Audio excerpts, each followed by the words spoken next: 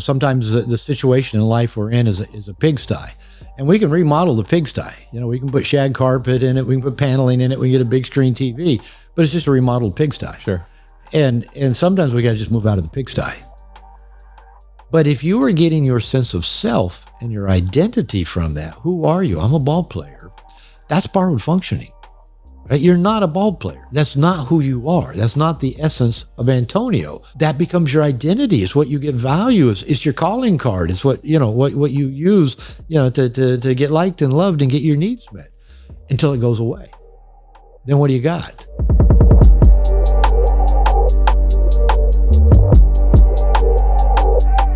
There's something you mentioned this morning while we were having coffee on the balcony. You had mentioned sometimes you have to let go of what you love to get what you want.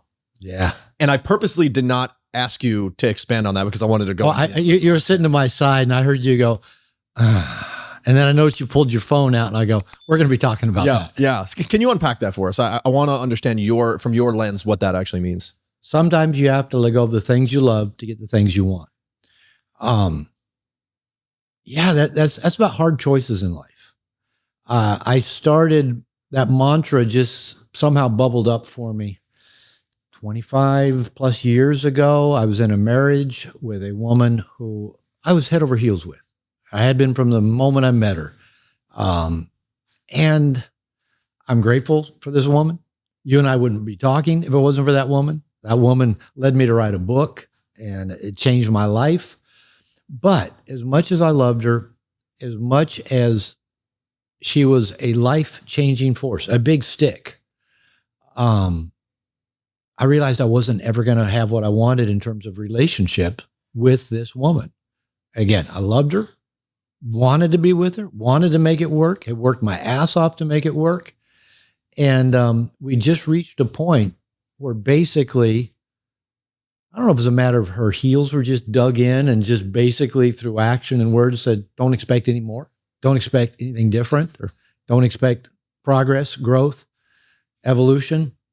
I don't know if it was even that, or I just reached the limit of how far she could go. Mm-hmm. And just in terms of her own ability to show up in relationship and be decent. Yeah. And loving and supportive in the ways I wanted.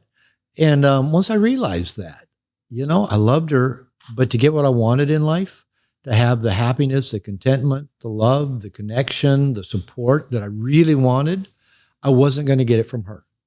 And one of the hardest things I ever did was to end that relationship, 14-year marriage. And looking back on it, it was the exact right thing to do. I now have all those things I really wanted. And I realized I had to let go of things I loved. And I think, that can apply to a lot of various things. You might love a house you live in. You might love a car. And you may realize, I had a BMW I just loved. And I realized, you know what?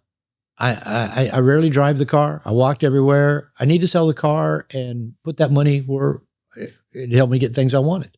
So it's just a philosophy, a mindset that we may love something. We may put our heart and soul into it. We may work really hard at it. And sometimes we need to walk away. So what I'm hearing when I'm conceptualizing that is that sometimes love can serve as the biggest piece of resistance to getting what you truly want.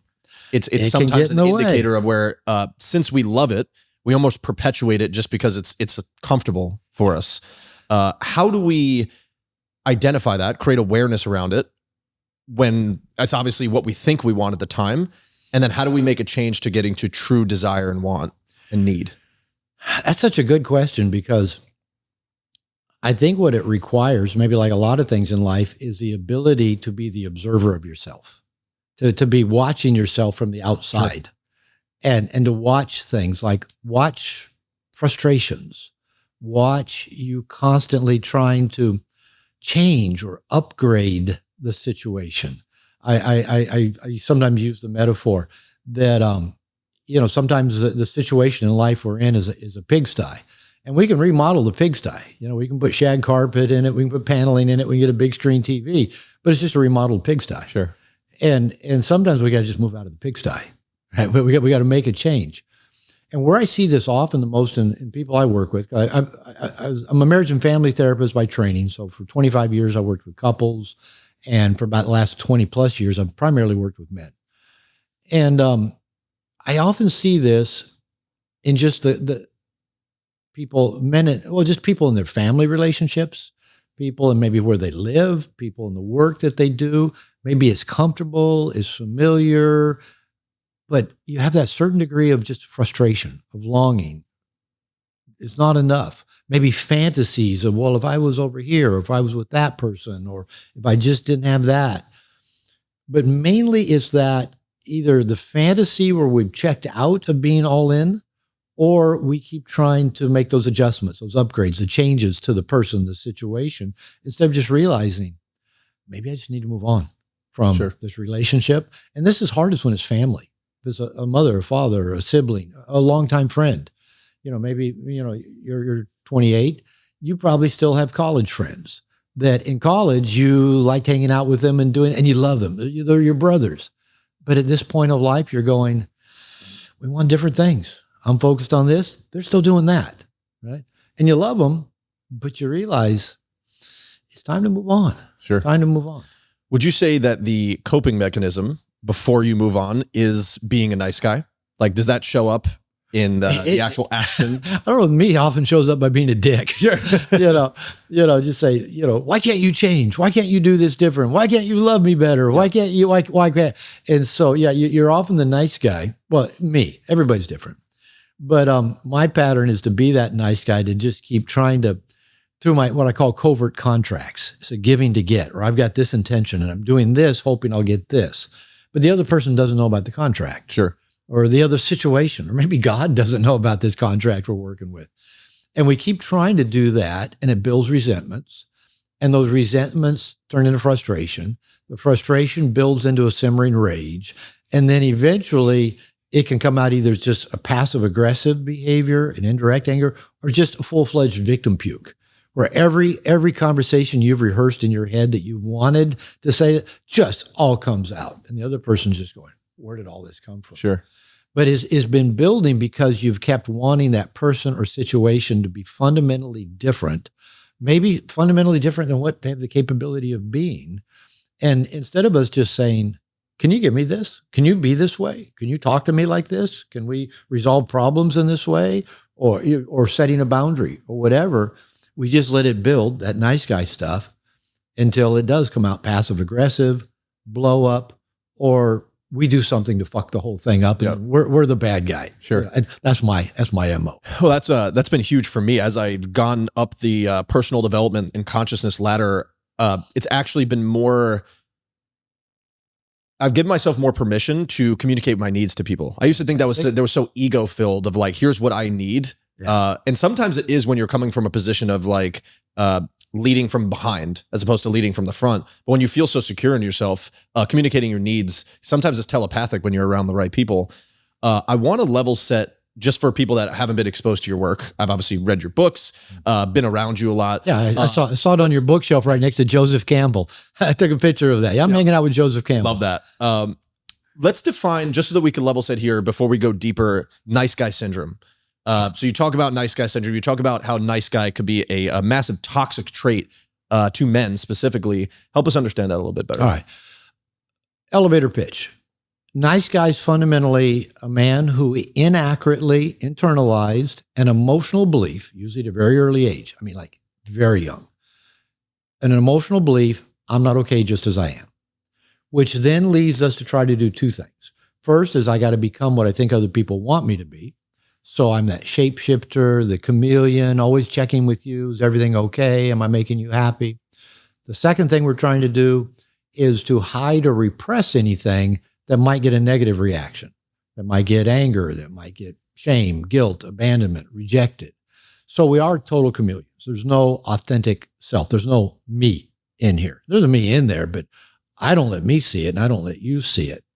And so that makes us, again, fundamentally inauthentic, dishonest even. That's usually the big wake-up call for nice guys. It was for me. I thought I'm a good guy. I'm I'm pretty honest. Whenever guys say, I'm pretty honest, I go, that's a contradiction of terms. You're honest or you're not. You know, there's no pretty in the middle. It's not a continuum. And that's the first thing I really went to work on, was just that integrity piece of just being what you see is what you get. And going back to what you said, my needs were often the hardest thing it was for me to be honest about. I thought one of the core covert contracts of nice guy syndrome is, if I read your mind and meet your needs without you having to ask, then you'll read my mind and meet my needs without me having to ask. Well, number one, as much as I think I'm a good mind reader, I suck at it. I think, oh yeah, I met all your needs, but I was giving to get. I was giving to you what I needed to give to you to feel good about me, not what you needed. Sure. You probably didn't even need all that much from me. If you did, you would have asked for it. And so I'm giving to you. So I got a scoreboard over here. I did this. I did this. I did this. And then I'm waiting. Well, you're supposed to do this back. Mainly appreciate me. Or if it's a heterosexual guy-girl relationship, like me, want to be my girlfriend, want to have sex with me. Now, I'm not going to let you know I want you to be my girlfriend or go out with me or have sex with me, but I'm just going to be nice to you. Listen to you talk about your problems, listen to you talk about your jerk ex-boyfriend, pay your car payment for you, all that. And then you're going to like me and appreciate me and love me and want to get naked with me, even though I've hidden my sexual agenda because I want you to think I'm a nice guy. So there's no authenticity there. And again, that needs is the number one thing nice guys tend to hide. We tend to think we're bad for having needs. We're evil for having needs. People get angry at us if we have needs. They're going to reject us. If we let people give to us, I can't tell you how many people, most of the women I've had in my life have said, Robert, you're difficult to give to. And I heard that enough that I go, I better pay attention. And so I've actually worked for the last 20 plus years, number one, doing a better job of me making my needs a priority, surrounding myself with people who want to help me meet my needs and who are capable of helping me meet my needs, and just asking them, can you do this for me? Or when they offer something, to say yes. A quick example. My wife, I think it was Brian was saying this morning, Robert, I just love the way you talk about Lupita. And he's met Lupita. Yep. I was showing you a picture of her earlier, the gym picture she sends me every day from the gym. And she's just such a giving person. And she sat me down one time. And she's Mexican, so everything's in Spanish, all our conversations. And she said, let me give to you. She said, you do everything. You pay all the bills. You take care of me and the kids. You put a house over, you take care of everything. Let me give to you. That's how I show my love. Let me love you. And so it's like little things, like we'll be sitting at the table and I'll need a fork. And so I get up to walk to the kitchen to go get a fork. And my wife will go, where are you going? Oh, the kitchen. She goes, what do you need? A fork. She goes, let me get it for you. Now, if I let her get my fork, in my mind, that makes me like my father, who was Mrs. Glover, get me a fork. Mrs. Glover, bring me something to eat. Mrs. Glover, what is this? This is terrible. Bring me something he was just like that. My mother raised me to be different from my father. I grew up trying to be different from all those bad men out there I heard women complain about. So if I let my wife go get me a fork, I got this internal battle. That makes me an asshole. That makes me like my dad. And I've had to learn to just go, usually I would say, I can get it because I can get my own fucking fork. But she wants to love me. And so that is so excruciating. And growing up, with the feminism of the 60s and the 70s, I can't be a dominant male but she wants to get me the fork. And so I go sit back down and I go, thank you, dear. Or I'm taking the garbage out. It's just taking the garbage from the kitchen out a gate or two, put it on the street. She'll go, do you need help? I don't need fucking help to take a bag of garbage out. And I used to say, no, I'm good. And I realized she wants to help me. She wants to go to the front street with me, to go be with me. I go, sure, come on, babe. Mm-hmm. Come help me. It takes a lot of communication, right? And also takes finding a partner that actually is open to doing so. So how important is it to, when you're talking about in the context of relationships, to find someone that is willing to meet your needs, and can they evolve into that person? Because you had mentioned in your book about nice guys treat their partners like a project, almost like, oh, I can turn her into what I need her to be, but that's a form of manipulation. Yeah, and it's not loving. I mean, if you've ever been in a relationship with somebody who wanted you to be fundamentally different, in any way whatsoever, be more social, be more outgoing, be more sexual, make more money, whatever. You don't feel loved. When in a relationship, anytime somebody wants you to be different, you don't feel loved. So this is such a fundamental question because this isn't just about partnership. One of the things I teach this little practice in my workshops, and I call it cooperative reciprocal relationship, CRRs. And it is such a challenge for the nice guys, the men I work with, because again, we think we're bad for having needs. And so not only are we not very good at meeting our own needs, we're not good at asking other people. We're not good at letting people meet our needs. And we often pick people, if they're projects that we think need fixed, it's usually people that probably aren't very good at meeting their own needs. And we think they're going to somehow, once we get them fixed, they're going to come meet our needs. So what I teach the men, and this is the biggest part of this practice, is making our needs a priority and honoring that. That's a good thing. It's a positive thing. So there's 3 pages to this. And I get a big piece of paper, get a bunch of colored markers. Page 1 of the CRRs is you identify every cooperative reciprocal relationship you have. There's a circle for all of them. You draw a stick person with you in the middle, a big bucket. We're going to work at filling your bucket. And then we draw a two-sided arrow. Your relationship with this person or thing fills their bucket and it fills your bucket. It's cooperative. You're both there because you want to be. It's reciprocal. Everybody gets value. And so everybody's benefiting from it. Now I have the guys divide this up into 4 categories. You got people. So like friends, associates, family members that you like being with them. They like being with you. I'm hanging out with you for the weekend. I thought, I want to stay an extra day. Why? Because my bucket's getting filled by being here with you. And hopefully your bucket's being filled in some way as well. That's a cooperative reciprocal relationship. You and I have a CRR. Okay, so there's people. Then there's professionals. That might be your doctor, your life coach, your trainer, your nutrition coach, your chiropractor, your financial advisor.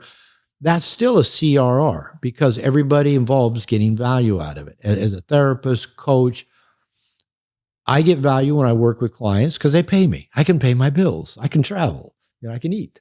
They get value because their life gets better. They come to a workshop. They get value. I get value. And if everybody's getting sufficient value, we'll continue that contract for as long as it works for us. Sometimes it's a very unconscious contract. Sometimes it's a much more conscious contract, like maybe you and one of your business clients. It's very conscious. But everybody's got to be getting value or they're not going to be there. Okay, so we got people, professionals, practices. Now, this may not involve a real person, but it might be involve your practice of going to the gym, your practice of meditation, your practice of your morning pages, your practice of taking Ella for a walk every morning. It's a practice that fills your bucket. And I think in the process puts energy back out into the world. So now we've still got a reciprocal flow of energy. And then there's your packs. I like the alliteration of the 4 Ps there. The packs are just your groups of people. It might be your friends, it might be your men's group, it might be your 12-step group, your Bible study group, whatever it is. It's just the groups of people that feed you, you feed them by being a part of it. So page 1 of this CRR relationship is just naming every one of those. Now, don't just put a circle that says friends. Put every friend you can think of that you've got as a resource, because oftentimes we have resources we don't use. We might have a dentist. I haven't been to the dentist in 2 years. Well, it's only a resource if we use it, right? We might have a fitness coach, but if we don't actually go to the gym, it doesn't serve us. So write them out so we have a visual, big piece of paper. Here are all the resources I have for getting my needs met. And then they're all cooperative. Everybody wants to be there. They're all reciprocal. Everybody's getting value. Okay. Page 2 is the CRRs you need to help get your bucket filled. And I've done this exercise so many times with workshops. At one time in my life, I needed a men's program. This was 9 years ago. I just had married my wife, living in Mexico, feeling isolated. And I shared that in a workshop. I need a men's program. After soon we did that practice, a guy came up and said, Robert, I've been in this program with this guy who studied with David Data for this many years. We do these retreats. I go, sign me up. I did it for 6 years. And it just expanded my life so much. Gave me so many good guy friends in my life. So I needed that. I needed a financial advisor at one time. So I put that on my list. I shared it. After one workshop, a guy walks up to me and says, you've changed my life, Robert. I want to change your life. He's been my financial advisor for the last 8 years. I put, well, I needed a YouTube guy. I needed an Instagram guy. I now have a YouTube guy and Instagram guy.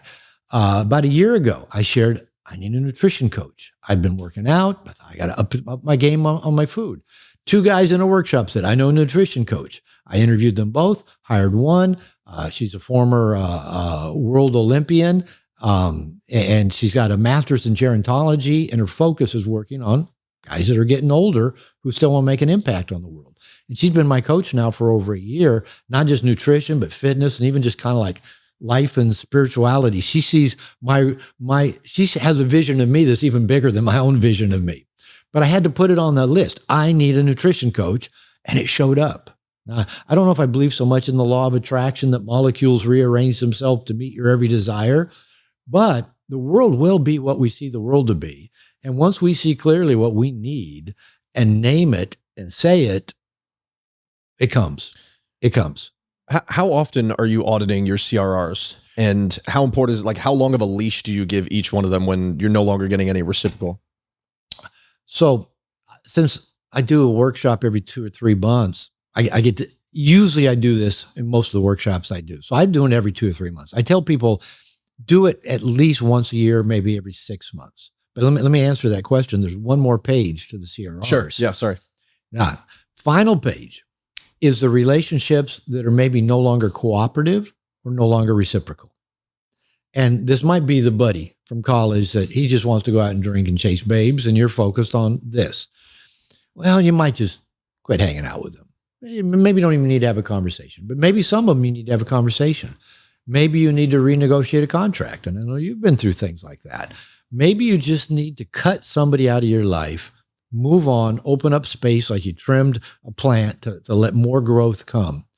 And I think hopefully that page 3, you don't have to do it real often, but you do need to do it occasionally. I've had to do it in the last couple of weeks where I just had to have some difficult conversations.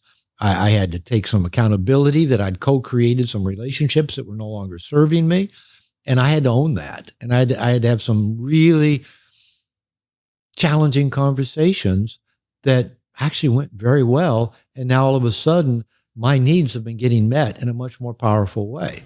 Now, again, this should always be cooperative and reciprocal. Everybody should be benefiting from, and we might benefit in different ways, but everybody should be getting value.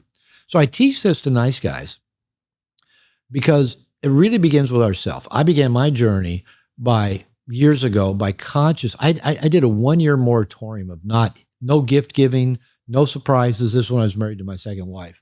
And I was always getting her gifts and surprises. 1 year. I mean, she knew about it. We were in therapy together. I just quit giving gifts. And whenever I had this impulse to do something for somebody, give somebody something, I had to do something for myself. Now, it didn't have to be in kind, the exact same thing, but I still had to go do something for me.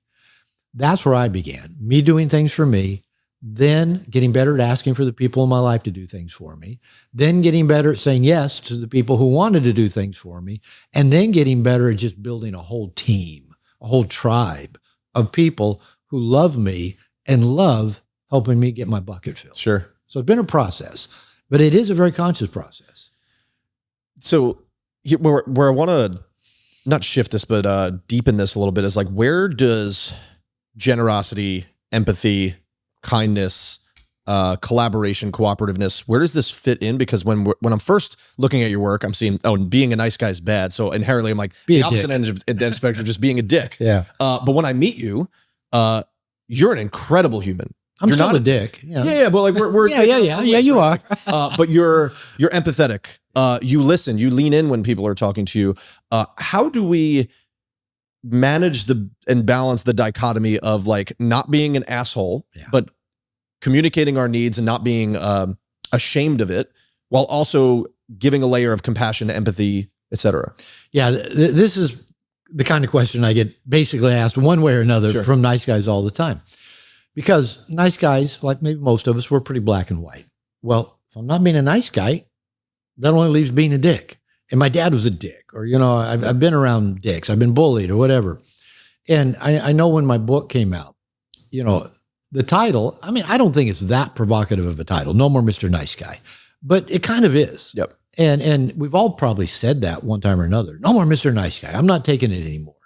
But we'd go, why would somebody write a book teaching guys to be not nice? There's already enough not nice guys out there. And so people tend to think, well, if it's not this, it must be this. Or men will say to me, they'll say, Robert, I know that being a nice guy is not a good thing, but I need to kind of find some moderation halfway because I don't want to go be a dick. And I said, I think nice guy and asshole jerk are on the same continuum. I'll explain that in a minute. And so just finding the middle ground, I said, I don't know where the tipping point is between two toxic extremes. There isn't. Because I think both the nice guy and the asshole jerk are both being driven by shame and fear and anxiety. Okay. And so they're both in the sympathetic nervous system, fight, flight, freeze, or fawn. And the nice guy is the flight, the freeze, and the fawn to try to manage people and situations to manage their anxiety and shame. The asshole jerk, the dick, is just in fight mode of the fight, flight, freeze, fawn. And they manage people and situations by just being aggressive, by being dominant. And so, just trying to be less of this and a little bit more of this isn't the answer. So I say we have to actually do a plane shift. We have to come up to another plane where we can actually soothe our anxiety so we're not being managed by anxiety. So most nice guys really are kind, generous, caring people, but our anxiety drives that into an unhealthy place. And learning to release our shame by getting together with safe people and talking about who we really are and letting those things about that we don't want people to know about us and revealing it and realizing, oh, I'm not bad. I'm not a terrible person, because shame is such a core part of nice guy syndrome that there's something wrong with me. I'm not lovable. I have to become what I think people want me to be. I have to hide what I don't want them to see. Learning to be more conscious, more aware. I mentioned that ability to step out of ourselves and be an observer of ourselves. So there's a lot of pieces involved, and it's not just going from one extreme to the other. And so learning to ask for what we want. I could say, Antonio, can you do this for me? And you might be able to, you might not be able to, you might want to, but maybe can't in this moment. And that's okay. Because if I've got my team, my CRRs, there's other people who want to help me get my needs met. And I don't have to be resentful at you or blame you. I can just ask this person to help me get my needs met. Maybe they're available. Or maybe I get 2 or 3 people to help me get my needs met because it's, maybe I need a committee to do it. But it really goes back to us being that conscious self. That it's okay to have needs and wants. It's okay to ask people. And people actually get joy out of it. Now, going back to the question about the empathy and the caring and the generosity, when people meet me, like on an airplane or whatever, yesterday, flying here, talking to the woman next to me, come to find out her husband's a nice guy. He was in the back of the plane, or the culo of the plane, as my wife would say in Spanish, the butt of the plane. Yep. So we're flying, we're talking, and she's asking what I do, and we're talking, and she goes, "Oh, that's so much my husband. Oh, he needs your book. Oh, yeah, he just works all the time. He needs your men's program." So we're talking a little bit. She comes back from the restroom. I said, and I'm up in first class, and I knew the seat next to me had been empty when I reserved my seat, and I said, "Let me guess. Your husband flies a lot of miles, got a lot of frequent flyer miles, and you guys." His ticket, your ticket were on the same, booked at the same time. There was one upgrade seat available. He gave it to you. She goes, exactly. And so he was probably just being a generous, caring husband. I'd do the exact same thing. But then the nice guy is going to sit back there. I should get a lot of points for that. I should get credit for that. She should really appreciate me. I'm such a good guy.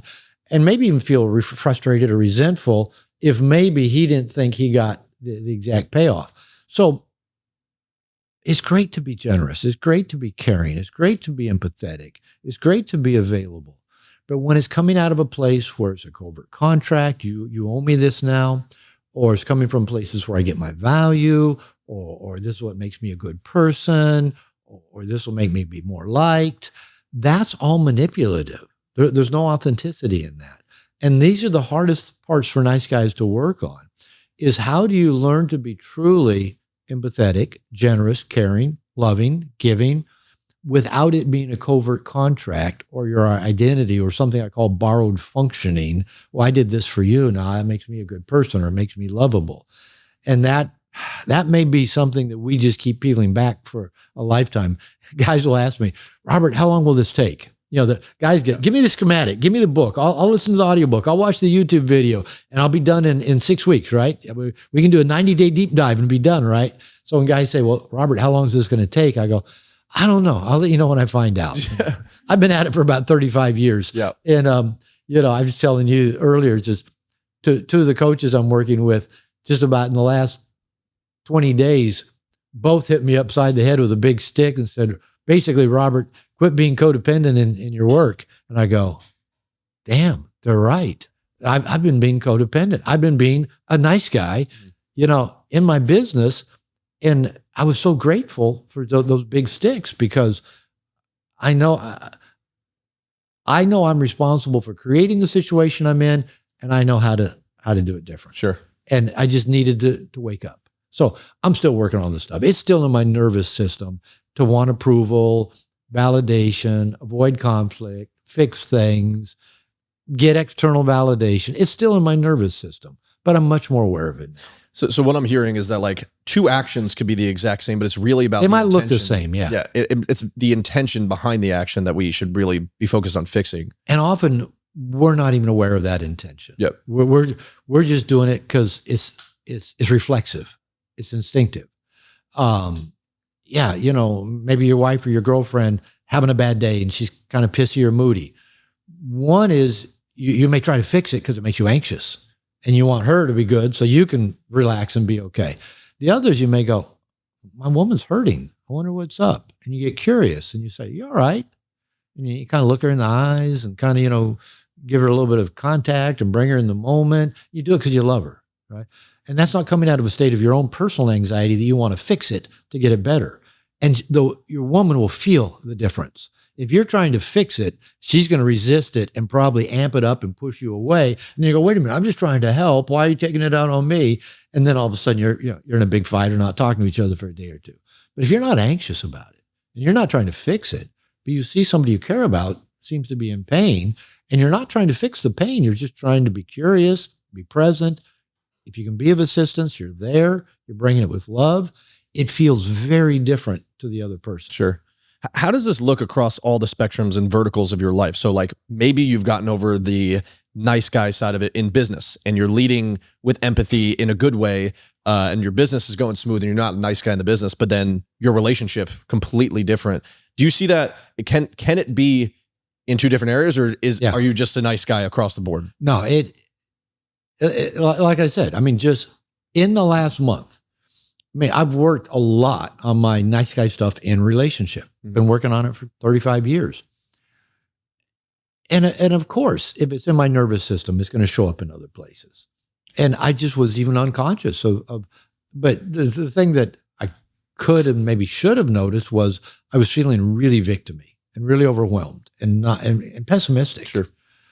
And then all it took was, like I said, this person saying this person saying that, and a couple of coaches, and I go, thank you. It's exactly what I needed to hear. One basically said, quit being a nice guy at work. The other one said, you're not running a charity, you're running a business. Thank you. I need to hear it. And then again, I knew what to do to move that forward, but it was showing up there and I didn't even know it. Now, an example of this, I had a female client that I'd worked with years ago. And she told me the story. I worked with her husband a little bit, not much. I mainly worked with the woman. But her husband was a cop. And she met him at work because she was a dispatcher at a local police department. And so she met him at work, fell in love with him. And once they got married, she quit working there. And so she said he would come home, take his uniform off, and turn into a total passive nice guy.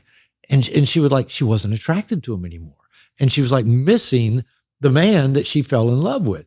And she said, I'd have to go on ride-alongs with him in his cop car just to see that man that I fell in love with. When he had the uniform on, he was solid, he was strong, he was assertive, and she just loved that. Take the uniform off when he got to the house. Yeah, dear, whatever you want, dear. Yeah, well, and she's going, no, lead, tell me what to do, make a decision, And so, yeah, it can show up where you're pretty codependent in a relationship. But at work, you just get the shit done. And it may be at work, you're really codependent. And at home, you're kind of a dick. I've had both ways. And it could be, you're just a nice guy everywhere you go. and living with those covert contracts, thinking if I just smile all the time and happy in a good mood and make everybody else happy, then all of a smooth, problem-free life.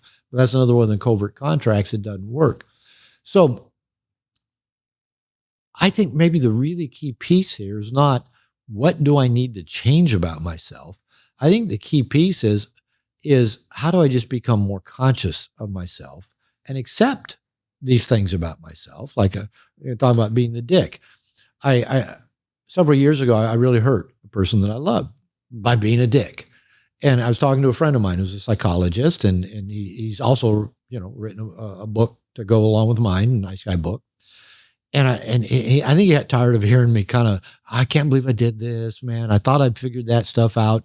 And he goes, Robert, you can be a dick, but you're not a dick. He says, when you can integrate those two things, you'll have it figured out, and you'll actually be a better person to be around, because you'll be able to observe that dickish part of you when it's up and go, that's the dick part of me. That's the asshole part of me. That's the impatient part of me. That's the controlling part of me. And I don't have to reject them. I've integrated them. That's the integrated man. I know they're there. That's in my shadow. It's part of who I am. Part of my epigenetics. I'm more like my father than different from him. And you know what? I'm okay with that. I'm good with that. I'm at peace with it. And my dad could be a selfish, self-centered, moody dick. I can too. I can see those pieces. But instead of pushing them down and trying to be different and compensate, I've just owned them. I can look at them and I can see when they're up. Or if somebody points them out to me, I'll go, thank you, brother. I needed that. Sure. Thank you for pointing it out. I don't have a shame attack about it. I don't beat myself up. I just go, I need to pay better attention to that. Mm-hmm. You mentioned, so you talk about integration, and it seems like being an integrated human is almost the quote unquote solution to the nice guy syndrome. And I've been doing a lot of internal family systems work, and that's been super helpful around not like bringing shame to the parts of it, because it's biblical about talking about, I have these warring parts of me. We have multiple personalities. Yeah. You'd obviously be able to expand on this a little bit more. How does this look like in practice? So let's go to my 22-year-old self, just getting out of college. Ego has been destroyed because I'm the man playing sports. Then just go from that to absolute shit. Depression, identity loss, not understanding who I am. What would you say to that 22-year-old where I'm being a dick in my relationships, and it's not being a nice guy. It's just being truly a dick. I hate the way that I feel because I know it's coming from my dad. All of those parts are coming out of me. What would you say to that kid? I'd probably say you're right where you need to be. Okay. Unpack that. Because you probably were. You were probably right where you needed to be. Let me backtrack a little bit. In No More Mr. Nice Guy, people will say, well, are you talking about codependency? I said, yeah, it's exactly what I'm talking about. But when I wrote No More Mr. Nice Guy, nobody had ever addressed codependency in men. The term itself came out of addiction studies, where you've got the addict, and then if they were in a relationship, you had what they started calling the co-addict. This was the person either trying to manage their partner's addiction or enabling it, sure, or often both. And so they were addicted to the addict and the addict's behavior. And so that morphed into the word codependent. This person's dependent on drugs, alcohol, gambling. This person's dependent on the relationship. Now, because this had primarily been applied in either in addiction studies or to women, like women who love too much. And so I didn't want to use the word codependency because I didn't want men to pick the book up and go, well, I'm not codependent. I'm not a woman, or I'm not in an addictive relationship. But that's what it is. Codependency is that giving to get, the external validation. But a term I really like even better than codependency, I think I already said it, is borrowed functioning. And that means I get my identity, my sense of self from something outside of me. Either I've had beautiful women in my life. I got a beautiful girlfriend. I got a beautiful wife. I got identity from it. You got your dog lying here. I've got my dog. I've already shown you pictures of Nala. I get identity from my dog because everybody loves Nala, right? I think you probably like that. Oh, everybody loves Ella. And that's borrowed functioning. You get a sense of okayness because people love your dog, right? Now, you can get this borrowed functioning because, I helped you with this problem, or I gave you this gift, or I did this thing for you, or look, I'm the kind of good man you say that you're looking for. And nice guys often get it a lot from our fixing behavior. All right. You need fixing. I'll fix you. I get a sense of value from that. Now, one of the inherent flaws of that is I also need you to stay in a state of disrepair, because if you ever get better, I'm out of a job. Yeah, I can't be fixing my whole borrowed function. Where do I get my function anymore? Because you don't need me to fix you. So I might go look for somebody else that needs fixing. I can't tell you how many women have told me that they were with nice guys, and the woman would go, yeah, I had my issues. I wasn't perfect, but one woman told me that this guy dumped me and went and got with like a homeless woman because there was more to fix. Right. Huh. And I know my wife, she has a deep fear of abandonment. She grew up in a macho culture, and, every man she's ever known has been a serial cheater. But, her biggest fear, over time, she's kind of said what her deeper fears are. She says, I'm afraid you're going to go find a younger woman with kids who needs rescuing and taken care of, and you're going to leave me, you're going to kick me out of my house and bring in this younger woman with kids because they need, you feel good about taking care of them. And I go, well, your perception of what nice guys do isn't all that far off. It was her story, but that's the pattern that's seen. So there's the borrowed functioning. Now, so to back it up to your situation, I'm sure you love playing sports. I'm sure you love playing ball. But if you are getting your sense of self and your identity from that, who are you? I'm a ball player. That's borrowed functioning. Right? You're not a ball player. That's not who you are. That's not the essence of Antonio. You love playing ball. People love to watch you playing ball. Your parents probably got borrowed function. That's my son. I did. My son and stepson were both good athletes. At 12, they were 6 months apart, my son and stepson. At 12 years old, they were both 6 foot tall. Big athletes, little league baseball team. They're out there playing. They're taller than the coaches and the umpires while playing little league baseball. And I'd be going, that's my son. That's my son, the quarterback. That's my son that's my son that just hit the home run. Borrowed functioning. I was getting value out of my sons being good athletes, right? Your parents might have as well, right? Maybe you attracted chicks. Oh yeah, he's on the ball team. Maybe even just you being tall, athletic. And you that becomes your identity. It's what you get value. It's your calling card. It's what what you use to get liked and loved and get your needs met until it goes away. Then what do you got? Well, that's why I'd say you're probably right where you need to be, because if you'd been able to use that borrowed function, did you play pro? Did you? No, I was right on the precipice of playing pro, and then the identity loss hit me too much that I didn't persevere through any adversity. Yeah. How about these guys that do play pro or play in the minor leagues for 8-9 years, maybe get a cup of coffee in the majors. That's it, and then when that ends, who are they? All they've known is baseball for the first 30 years of their life, 35 years of their life. And then maybe they make the dream. Maybe they make the major league team. Maybe they make the All-Stars. But it's all going to end. It's all going to end. Everything's impermanent. Everything's going to pass. And then if they don't have some other sense of self, and baseball goes away, this is especially true in women when their looks start going away. If maybe, while they were young and 17, 18, 22, they got a lot of attention. They hit 35, they hit 40. And all of a sudden, well, who am I? And so we've all got to have these crises at multiple times in our lifetime. When I got divorced in my late 40s, I'd been married for 25 years. I'd been a dad. I'd been, the family man, the house, the Weimaraner, the kids' sporting events. When all of that ended, is like, I went through depression because who am I? Who needs me? What am I important for? What's my identity? So that was right where I needed to be, right? Because that's when we now have to struggle and go ask those deeper questions. Who am I?